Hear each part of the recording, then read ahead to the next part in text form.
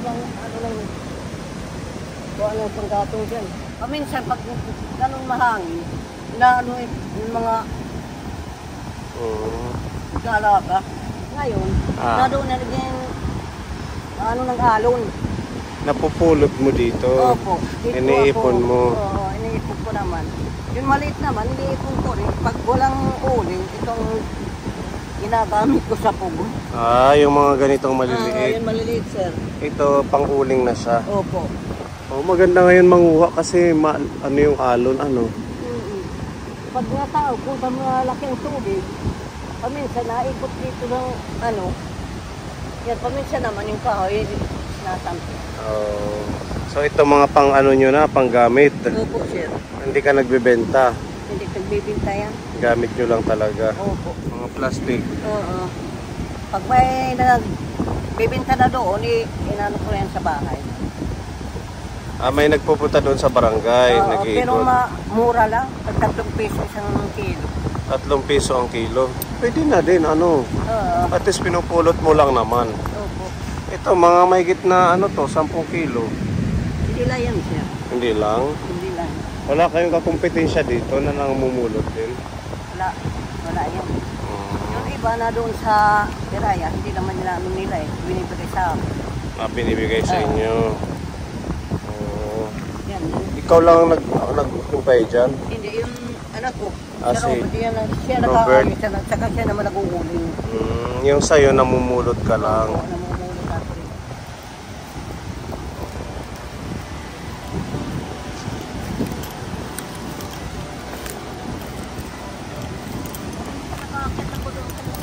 Ha? Mami, sinakit ako sa mga batulog kasi hindi pala. Naakyat ka doon? Ayun o, ang ganda doon ka muli. Naakyat daw siya doon, nakuha ng mga kahoy. Ito, pwede ito, apoy. No?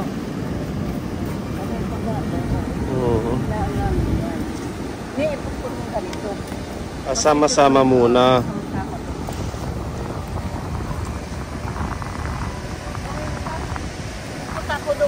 Saan? Doon? Sa Luxembourg. Nagpupunta ka doon? O, paminsan. Maraming kahoy din doon. Hindi naman masyado kasi yung iba naman nakuuling doon. Sa Luxembourg. Ang daming kalat, Lola, oh. Marami na dito yan.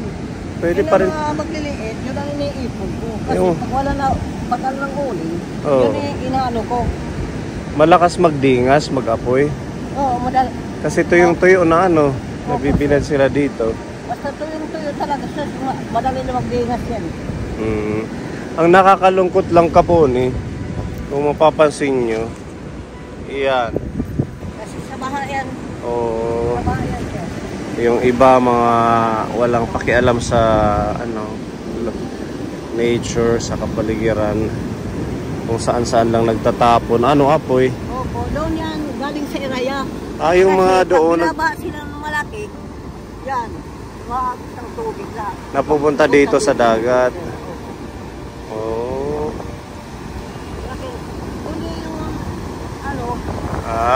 Papunta doon sa umawat sa sabay dulong. Paminsan na nga naikot dito yung mga basura at saka ito. Ang dami ang daming mga pwedeng panggatong. Itong mga baon ng niyog, pwede nga din yan Oo, basta matuyong-tuyo, sir. Marami yan mahit na panggatong pag wala ng uling. Oo. Ang ganda sana ng lugar kung hindi lang tinatapunan ng basura. Oo.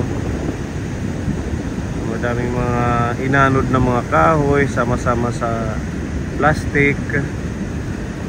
Meron din siguro na anod dito na mga pwede pang magamit. Yung mga pwede pang magamit, mga upuan. Ano hindi, sir? Wala. Sisira. Nasisira sila. Basag talaga yan. Yung naanod, mga basag na. Opo. Kasi paano? Naano ng bato. Saka yung naanon, pag ginaganyan ng alon, yan, naano ng bato. Sa may naanon. Masama ka kay Lomi. Paminsan nasama siya yan.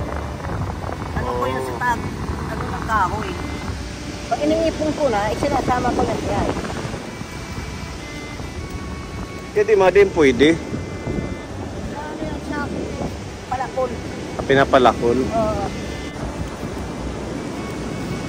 Paminsan na pero, sinusuhin pa, hindi papagato nila sa ng pagsain.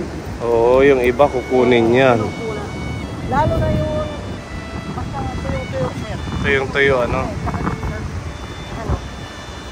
Nabiyawan. Ito pwede pa, oh. Marami pa yun na dito.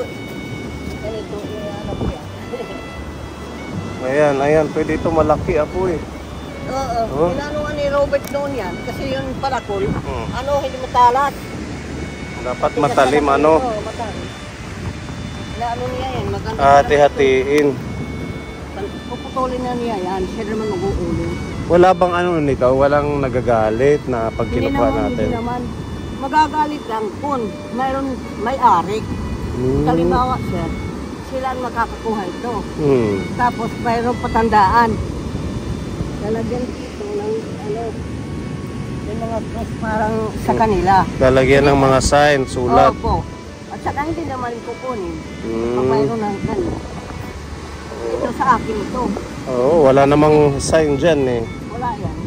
Kasi si Robert mag-ano yan, pag nag-uli na yan, yung kaya mo lang muna, yung mga maliliit. Parang ganon yung kay Pepa. Yan. Kahit ganito, sir, nakaka-ano ako yan. Oo? Malaki. Minubuhat mo. Oo, kung matyaga ka lang, libreng panggatong na. Sir, yan, no? matyaga. Kahit okay lang yung pagputol-putol mo, pwede yun naman na, nabubuhat. Swerte nyo at malapit kayo dito. At saka yung iba naman, parang hindi na nangunguha kasi paminsan ang kahoy dito. Sila naman na doon may umawas doon sa tabok. Na doon talaga yung mga maraming kahoy. Doon yung talagang marami sa umawas. Kasi yung sulog papunta umawas. Yung agos papunta doon. Pero dito madami na din eh. Okay na din eh. At least wala kayong ibang kakumpetensya. Wala naman. Paminsan lang yan. Kasi pag marami ang mga ganito, yan ang pupuntahan dito yung sa.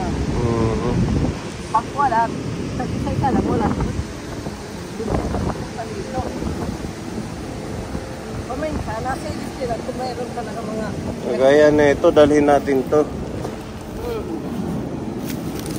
Mabigat pa siya, basa pa. Basa, pero kahit sir, basa. Pag nag-uuling ako, natutuyo yun at saka nauuling. Oo. Diba? Kasi kung tuyo sila, diretso naglalaga. Nagliliya pag tuyong-tuyo. Talaga yan doon. Yun ang gagawa ko rin uling. Yung mga baon na ito. Tinatanggal ko yung palat.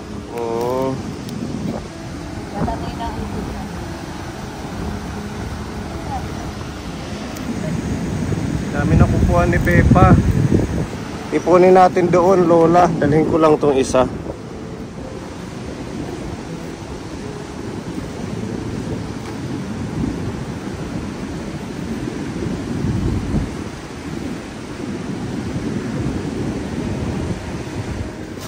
Basura, iniipon ni nanay. Oo, yung mga plastic daw.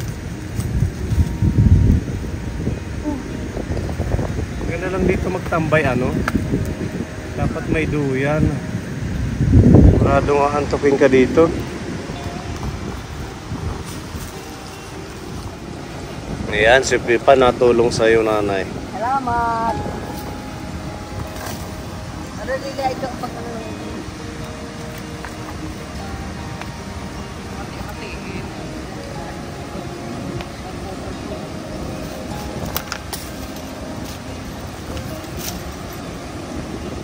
Kaya, papunta doon pa yan yung mga bato.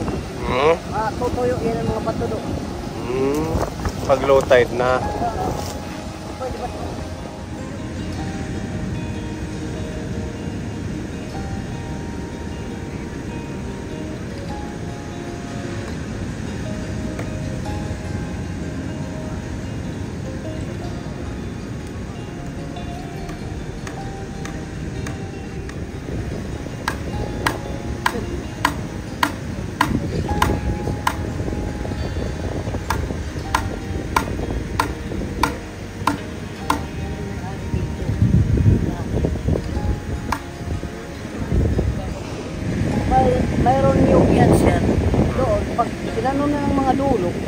ano ba yan?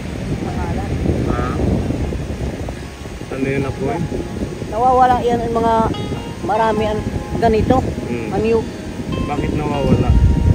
Ano nang, ano ba yan? Pangalan yun? Dinudulok. Yun malaki yung mga alon. Ah. Pag picnic tayo dito, Apoy, ano? Oo, masarap dito magtambay. Mga alas 5 ng hapon hanggang overnight, hanggang gabi. Wala namang ano dito pag nag-overnight, walang manggugulo ganun. Basta kasama namin kayo, ano? Wala yun, mag-ano dito. Kasi dyan yung mga tao dyan dyan. Ha? Palagi. Dyan sa yung mga bahay dyan. Ako ang tinatakbo niya pag mayroon mga sakit. May sakit. Saka yung mga ilay. Ay, nahilot nyo. Nahihilot. Kung malapit lang kami, tipid kami sa gasol. Kahit mag-feeding tayo, ang daming panggatong. Mga tuyo pa, no?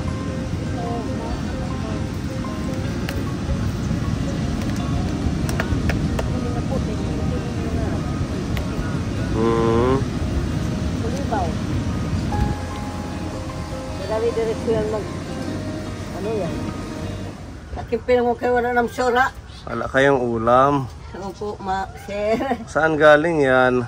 Doon sa may kabagat yan. Malayo dito ang kinukuhanan. Hindi naman masyado. Ano pa sa eskwelahan? Oh, masarap yan. Lalo na't ngayon kasi maulan, lalagyan ng dilis. Mayroon din. Tawag dilis. Opo. Sakto. Tapos lalagyan ng gata, ano? Opo. Pag wala yung gata, di rin marasa ba? Pwede ginigisa. Ginigisa. Ginigisa. Meron na kayong kanin.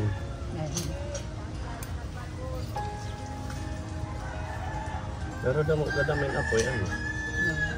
Nadanay kagabi. So yung mga uling mo, ilan yung stock mo ngayon dyan? 3 sako. Di ba? Ang dami nga nakukuha. Pinipilit na yung pinsan ni Hubit na bumili dyan. Anak, hindi kung bibinta yan. Oo, pag-stock mo na mahirap lang. na kay, ano, mahirap na pag walang, panggatong. Di ba nagpiesta po pala kayo nung kailan ba yun? Oo. June 11. Hindi kami nakapunta. Kala ko magpunta kayo dito. Oo, busy kami sa mission. Madami kayong handa. Mayroon mang kaunti, hindi naman masyado. Saktuhan lang. Tapos nakaraos sa piyesta po yan. Awa ng Diyos. Walang mga sakit. Naalala ko yung lola ko, ganyan din yung sinusuot pag nandito lang sa bahay. Maganda siya sa mainit na panahon, ano. Saya na inilagay dito sa dibdib. Ganyan yung mga matatanda eh. At least komportable apoy. Saka yun pag mahangin, masarap yun, ano. Parang maglalabada lang, ano. Saan ngayon si Kuya Lumi? Tanda lang na bata nito. Nawawara.